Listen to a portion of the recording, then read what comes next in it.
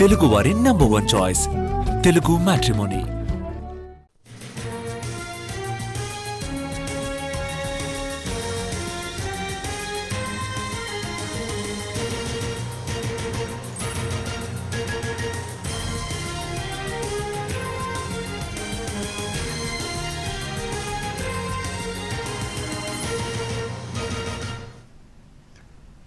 విజయవాడ బెంగళూరు విమానానికి ముప్పు తప్పింది.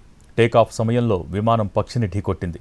దీంతో విమానం రెక్కలు దెబ్బతిన్నాయి. వెంటనే ఫ్లైట్ను ఎయిర్పోర్ట్లో ల్యాండ్ చేశారు సిబ్బంది. ప్రమాద సమయంలో విమానంలో 100 మంది ప్రయాణికులు ఉన్నారు.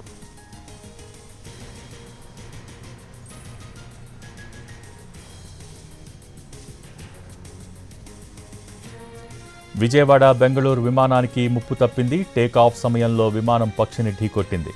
దీంతో విమానం రెక్కలు దెబ్బతిన్నాయి. వెంటనే ఫ్లైట్ను ఎయిర్పోర్ట్లో ల్యాండ్ చేశారు సిబ్బంది. ఈ ప్రమాద సమయంలో విమానంలో 100 మంది ప్రయాణికులు ఉన్నారు.